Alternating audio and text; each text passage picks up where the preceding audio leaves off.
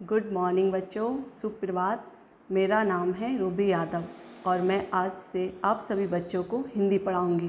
तो चलिए बच्चों, आज हम शुरू करते हैं हिंदी का पहला पाठ, जिसका नाम है सुंदर देश हमारा। इस पाठ में पहले नंबर पर दिया हुआ है प्रस्तावना। पहले हम प्रस्तावना को पढ़ते हैं।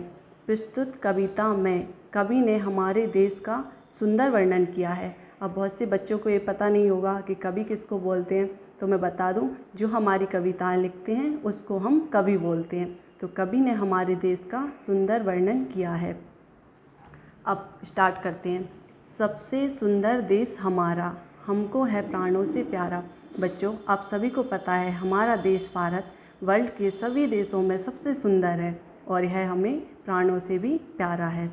हमने मिलकर रूप संवारा, इसे बनाया जग से न्यारा। हम सभी ने मिलकर इसका रूप संवारा है और इसे जग से न्यारा बनाया है। सभी देशों में, वर्ल्ड के सभी देशों में न्यारा बनाया है। उत्तर में जो खड़ा हिमालय भय प्रतिपल रक्षा करता है। उत्तर को इंग्लिश में बोलते हैं साउथ। साउथ में जो हिमालय खड़ा हुआ है वो विश्व का सबसे बड़ा हिमालय पर्वत है। वह प्रतिपल का मतलब होता है हर पल, हर समय रक्षा करता है। अब रक्षा किससे करता है? दुश्मनों से हमारी रक्षा करता है। जो बाहरी आक्रमण होते हैं उनसे हमारी रक्षा करता है। बादल जब टकराते इससे तब जल वर्षा करता है। अब बादल कैसे टकराते हैं? बादल तो आप सभी बच्चों ने देखे होंगे, उनमें जल। अब आपको ये पता नहीं होगा, बहुत से बच्चों को, मैम बादलों में पानी कहाँ से आता है? तो मैं बता दूं, जब गर्मी का मौसम होता है, जब हमारी पृथ्वी पे जो पानी होता है वो भाप बनकर बादलों में ऊपर चला जाता है, ऊपर उठ के बादलों में चला जाता है। बहुत सी आपने नदियाँ देखी होंगी, तालाब देखे होंगे, समुद्र देखे होंगे, या हमारे आसपास भी बहुत सारा पानी भरा हुआ आता है। जब वो पानी भाप बनकर ऊपर बादलों में पहुंच जाता है और जब ये बादल इस हिमालय से टकराते हैं तब वर्षा होती है। बादल जब टकराते इससे तब जल वर्षा करता है। ठीक है बच्चों, समझ में आया? अब आगे है दक्षिण में लहराता सागर। दक्षिण में लहराता सागर भारत माँ के चरण पखारे। दक्षिण मीन्स होता है साउथ। दक्षिण में बहुत बड़े सागर हैं। आप सभी बच्चों ने अगर मैप देखा हो तो उसमें सबसे नीचे देखना, बहुत बड़ा सागर है जिसमें पानी भरा हुआ है।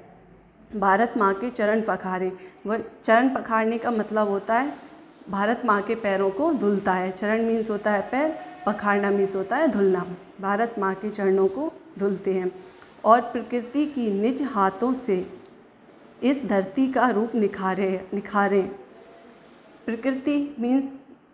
प्रकृति भी निज हाथों से इस धरती का रूप निखारे। निज मीन्स होता है स्वयं, अपने हाथों से इस धरती का रूप निखारे। जो प्रकृति है, वातावरण है, वो निज हाथ, अपने स्वयं के हाथों से धरती का रूप निखारे। ठीक है बच्चों, समझ में आया? चलो नेक्स्ट पेज पर चलते हैं। ऋषि मुनियों की है धरती, पावन गंगा धारा बहती। ऋषि मुनि बच्चों आपने देखा होगा, ऐसे नहीं देखा हो तो आपने सीरियल्स में देखा होगा, जय श्री कृष्णा, जय हनुमान। इनमें जो सीरियल्स में ऋषि मुनि, इनकी बड़ी बड़ी दाढ़ियाँ होती हैं, वो आपने देखे होंगे। तो इसमें लिखा हुआ है ऋषि मुनियों की है धरती। ये धरती जो है इसको अपन ऋषि मुनियों की धरती बोलते थे। वो ऋषि मुनि यहाँ पर तपस्या किया करते थे। पावन गंगा धारा बहती, पावन गंगा धारा बहती, सॉरी बच्चों, गंगा नदी के बारे में आप सभी ने सुना होगा, तो उसकी क्या पावन धारा बहती है यहाँ पर। आगे है निज जल से सिंचन करती है। निज मीन्स अभी मैंने आपको बताया, निज मीन्स होता है स्वयं या अपने आप से। निज जल से सिंचन करती, सिंचन का मतलब होता है पालन पोषण करती है। निज जल से सिंचन करती, अपने स्वयं के जल से इसका पालन पोषण करती है इस धरती का। सबके कष्टों को हरती है। सभी कष्ट मीन्स होता है दुखों को, सभी के दुखों को या कष्टों को हरती है। आओ इसको शीश नवाएं। शीश मीन्स होता है सिर, सभी के होते हैं सिर आपको, तो उसी को बोलते हैं शीश। आओ इसको शीश नवाएं, इसके सारे दुख मिटाएं।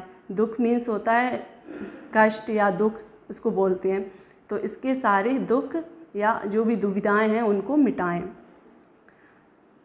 मातृभूमि की सेवा करके अपना जीवन सफल बनाएं।